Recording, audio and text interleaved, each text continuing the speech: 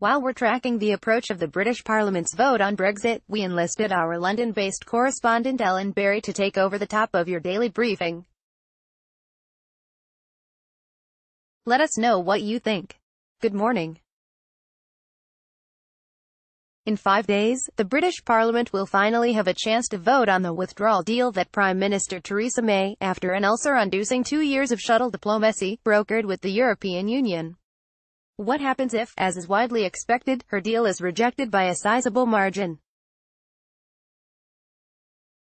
The technical term, my informants in Westminster tell me, is absolute chaos. Image credit Patrick Chaput. Up to this point, the fate of Brexit was between two relatively predictable players, Britain and the EU.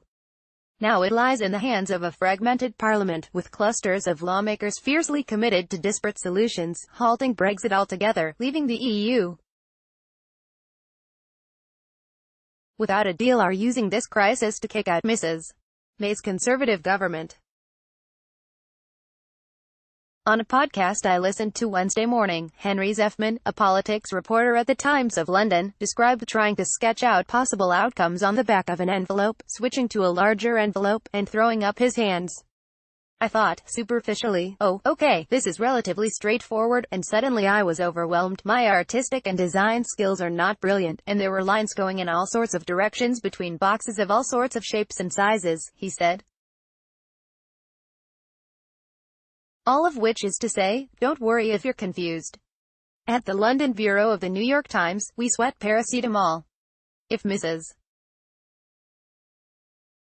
May's plan is voted down on Tuesday, 5 things could happen. 1. She could go back to Brussels later in the week and negotiate face-saving changes to the current plan. 2. The government could pivot to a softer Brexit known as the Norway model. 3. The government could plunge toward a no-deal Brexit, with potentially severe economic costs. 4. The country could hold a second referendum, risking the fury of the Britons who turned in a 52% majority in favor of leaving the EU. Or 5. The country could hold a new election. Thursday is the third of 5 days of debate in Parliament leading up to the vote. Since the proceedings are streamed live right here, it is a good opportunity for newcomers to eavesdrop on the House of Commons. It features a hilariously pompous speaker, John Bercow. It is a point so blindingly obvious that only an extraordinarily clever and sophisticated person could fail to grasp it, he once chided a member, and a braying, mooing barnyard symphony of partisan heckling noises. Mrs. May, nothing if not dogged, has weathered rounds of pummeling since mid-November, when she made her withdrawal agreement public. But her power over the process ebbed away this week, when rebel lawmakers defeated the government in 3 successive votes, something that hasn't happened in 40 years. She has only a few days left to make her case for compromise, and Parliament doesn't appear to be in the mood. See you tomorrow. Ellen. For 13 years, Angela Merkel has been Chancellor of Germany and leader of Europe, steering her country and continent through successive crises. Credit Tobias Schwartz, Agence France Presse, Getty Images. No one has shaped today's Europe more than Chancellor Angela Merkel of Germany, who has led her country for 13 years and steered the continent through successive crises. But as Ms. Merkel's party, the Christian Democrats, gathers this week to choose her successor as party leader, some are asking whether her decisions to embrace more than 1 million asylum seekers and impose harsh economic austerity on European neighbors, especially Greece, helped plant the seeds of the forces now tearing Europe apart. I know my face is polarizing, she said during a recent visit to an eastern German city where far-right protests broke out this year. Khashoggi fallout. Turkish prosecutors filed arrest warrants for 2 senior Saudi officials close to the Crown Prince, Mohammed bin Salman, accusing them of masterminding the killing of the dissident Jamal Khashoggi.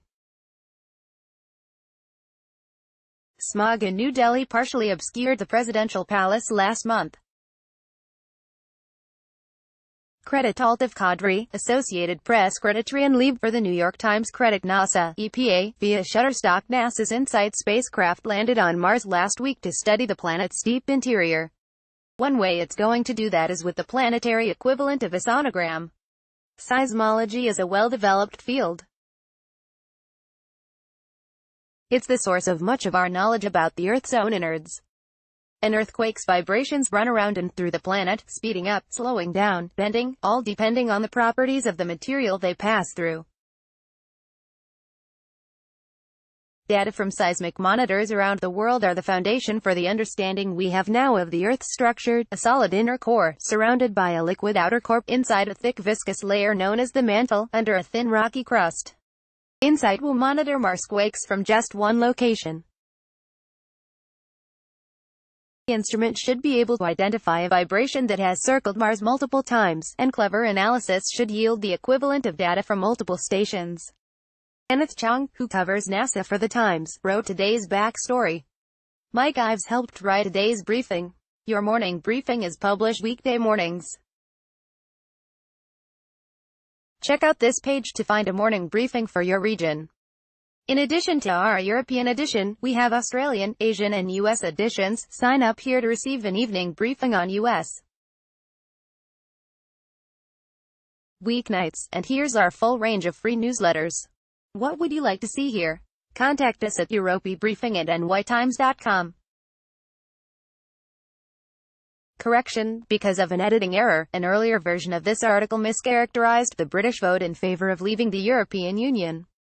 Brexit got 52% of the vote, not 52 million votes. The total in favor of leaving was more than 17.4 million. Ellen Berry is a London-based international correspondent. She was previously the South Asia bureau chief and, before that, the bureau chief in Moscow. Ellen Berry Net.